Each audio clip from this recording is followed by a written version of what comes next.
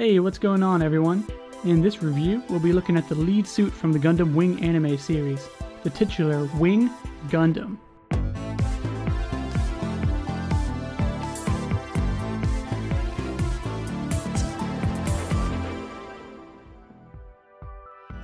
Yep, this is the Wing Gundam as it appeared in the actual anime, not the Katoki version.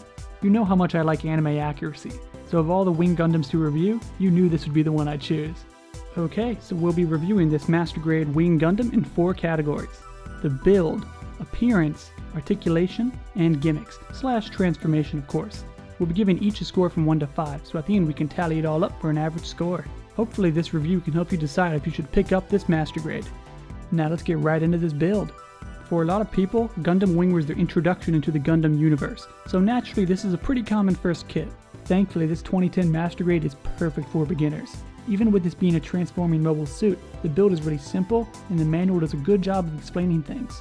The legs and forearms can be a little bit tricky to build because of some of the transformation mechanisms, but it's nothing a beginner couldn't work through with a little bit of patience. I will say the eyes specifically can be a little tricky. See, there's this raised section right in the middle. Unfortunately, it makes the provided eye sticker not quite fit right, so I ended up having to paint the eyes instead. I'm sure you can make the sticker work if you really tried, but painting is definitely an easier way to go here. Other than that, it's a solid build with only a few bad nubs here or there.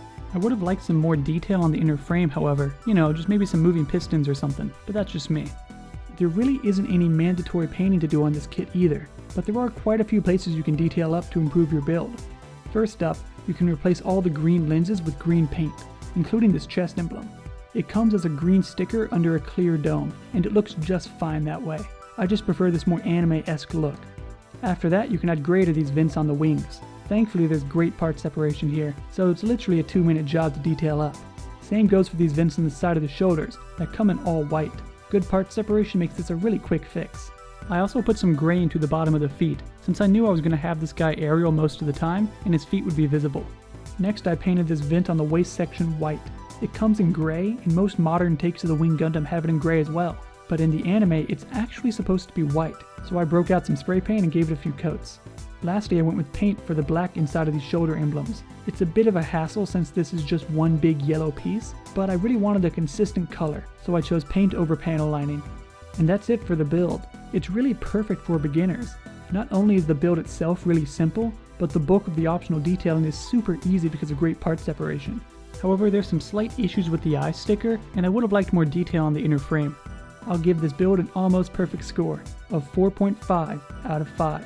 This is one of those builds I could recommend to just about anyone. Moving on to the appearance, I've gotta say Bandai nailed the look of this kit. He looks like he just flew out of the anime. This is probably the best looking Wing Gundam in model kit form. I suppose if I were to nitpick, I'd say the proportions are a little bit slimmed up, but once you put him into an action pose, it really doesn't matter. He just looks good in each and every pose you put him in, and from every angle. Moving on to the colors, I love this deep blue. It's so dark, yet still saturated enough to pop. I also really like that the yellow has a slight orange tinge to it, and the brightness of the red is just great. The white is also bright enough to stand out, yet it doesn't come off too toyish. Overall, all the colors on this kit are just amazing. One thing you will notice is the color of the inner frame. Instead of the usual gray, Bandai went with sort of a metallic shine to it. It looks really good, yet it isn't overbearing enough to take your attention away from the rest of the suit. You get 2 sets of decals for this kit. The first is the standard caution signs, and the second is a somewhat small, but still nice, set of model numbers. What's cool is that instead of putting the model numbers on the shoulder, in this kit you put them on the wings instead. That about does it for the appearance. I'm not really sure what else to say here. It's everything I could have asked for from a Wing Gundam. I'll give this appearance a perfect 5 out of 5. I really doubt you're going to find an anime version of the Wing Gundam that looks better than this. Now let's see if his articulation can keep the high scores coming. Starting with the feet, the toes can move down pretty well, but not up. Still, it's better than nothing. There is a double ball joint in the ankle, so you would get some great movement out of it if it wasn't for how overbearing the ankle guards are. On a side note, the ankles are really weak because of the transformation mechanism in the shin. I really feel like I'm on the verge of breaking these ankles whenever I pose them. You get a 135-degree bend from the knee. It's really hampered by this thruster on the back.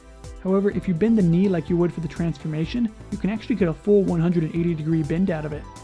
The hips use that newer style swivel mount, so you get great twist and all the kicks and splits you could want. The The front skirt armor moves as you would expect, but the side skirt armor can only move up and down because of the transformation. The back skirt moves too, but it has a tendency to pop off. You get a little bit more than you would expect out of the chest. You actually get some good ab crunches here. The arms can pop out at a little bit more than a 45-degree angle. You could probably get more if it wasn't for the shoulder armor in the way. For the arm itself, you get the usual 360-degree spin on top, and you would get a 180-degree bend from the elbow, but the claws kinda get in the way, so really it's closer to a 135. On a side note, this side piece pops off fairly often. Normally I'd recommend gluing it down, but there's actually some moving pieces in here that you probably don't want to mess with. The wrists are on ball joints, and the hands themselves are on interchangeable fingers. Honestly, I've never really liked the interchangeable fingers idea. It's always annoying when I want to change the weapon he's holding, and I have to break out a Ziploc bag and search for the right fingers. The head is on a ball joint and a hinge, so you get a ton of forwards and backwards movement, but not as much as you'd like side to side. Finally, these wings are just amazing. They're connected to the backpack via a series of swivels, so you get all kinds of great movement out of them without them sagging over time like they would with the ball joint. The wings themselves can pop open to reveal a lot of interlocking pieces. It really looks amazing. Also, they really don't pose any weight issues. Really, I don't think I've had any issues getting this guy to stand up straight. The articulation here is pretty good. He can hit every pose you could think of, especially when you get him in the air. However, the ankles feel weak, some of the bends could use a little bit of help, and I'm disappointed in the hands. So overall, I'll give this articulation a still above average score, a 4 out of 5. While he can hit a lot of cool poses, you'll want to be kinda careful with him. Lastly, let's see what else comes with this kit.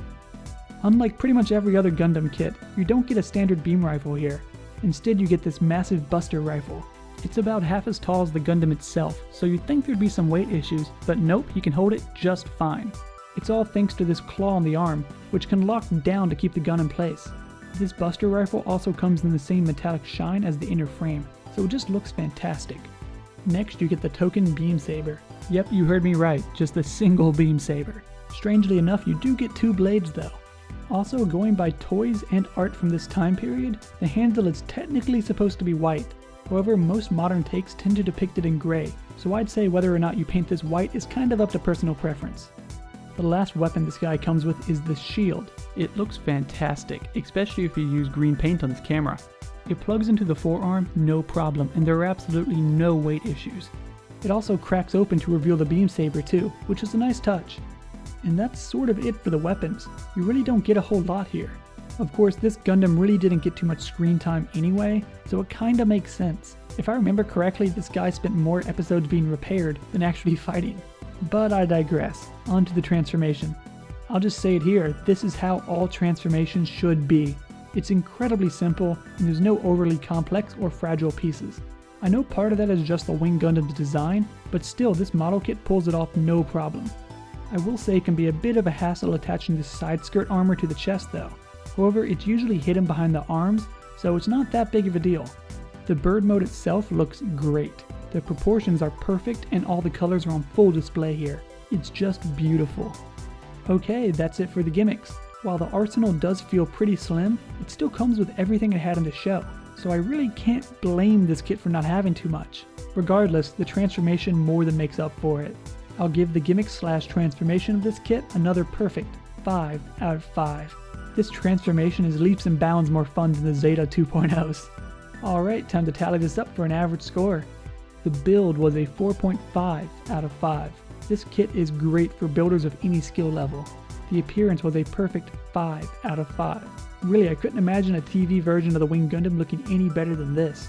The articulation was a slightly lower 4 out of 5. This is still an above average score, but it does feel a little bit weak. And lastly, the gimmicks/transformation, which received another 5 out of 5.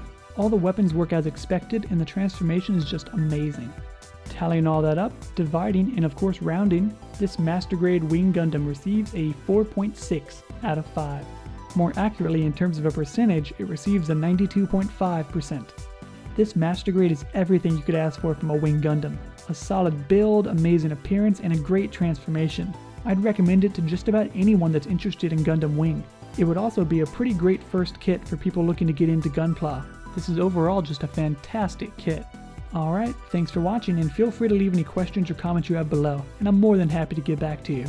You can also follow me on Instagram where I post updates, work in progress builds, the whole deal. Okay, thanks for watching and see you next time.